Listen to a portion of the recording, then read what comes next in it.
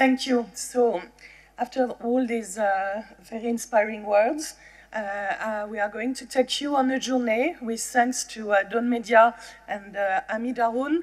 We want to take you to a journey where Pakistan and civilization in this part of the world all started. So we're going to take you first to the northern areas, to the high peaks, the glaciers, where the Indus, the mighty the mighty Indus River is born. It starts in the north, and the glaciers give their gift of life to Pakistan by providing their water, which flows into the Indus and starts a course to the south of the country.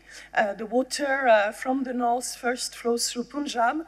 It turns Punjab into a land of fertile plains. It brings food, water, the gift of life and jobs to the people. It then continues through the plains of Sindh and Balochistan, where it turns the desert into flowers, and where it has given birth to a civilization which has endured for 5,000 of years. That's the Indus civilization. It then reaches the delta, a very important wetland in Pakistan, which provides the country and its people with oxygen and also with a very rich biodiversity. And then the journey ends into the sea and the very beautiful coastline of Pakistan. This is a very exciting journey. It's also the opportunity to realize that the Indus, its river, its basin, are the backbone of Pakistan. This is why the government has based one of its most ambitious climate projects on it.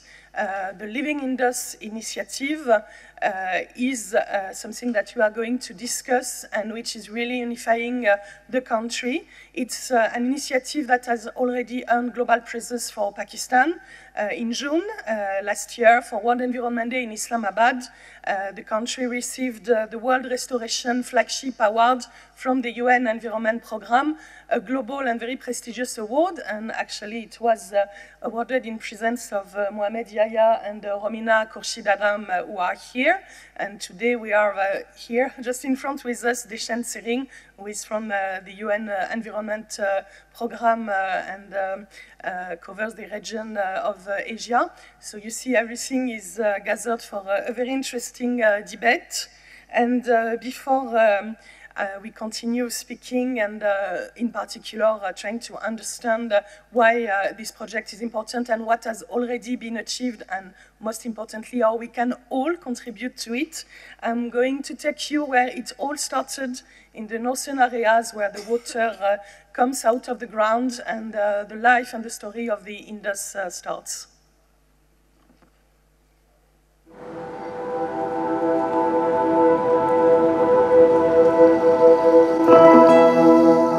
The Indus has been supporting the civilization for more than 5,000 years. It is the backbone of Pakistan.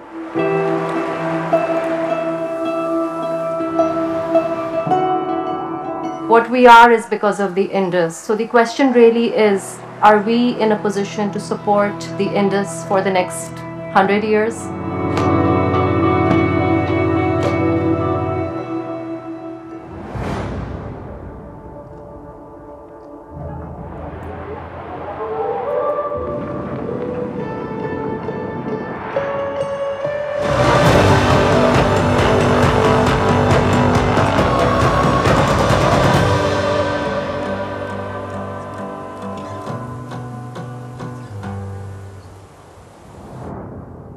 We have the technique. It is purely indigenous technique. The snow leopard is fully in danger in few years if we cannot control it. So our upcoming generation will not able to see snow leopard. The flood not only washed out my homes and property, but it had, take off all my childhood memories.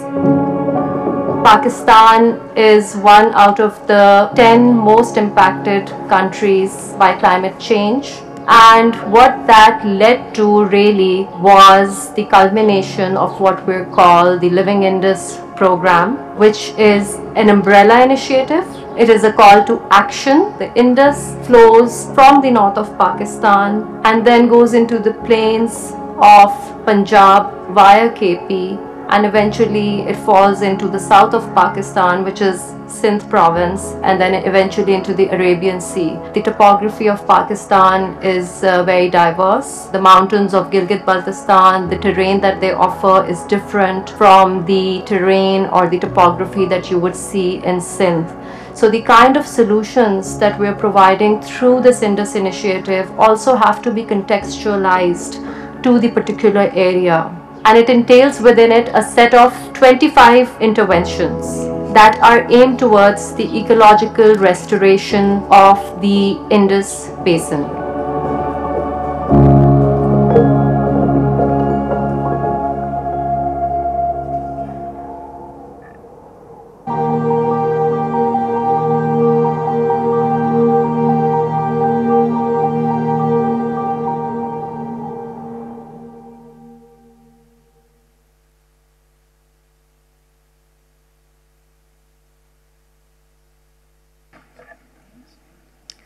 So as you can see, it's quite an impressive journey from KP, Gilgit-Baltistan, Sindh, Balochistan, Punjab, all the countries covered.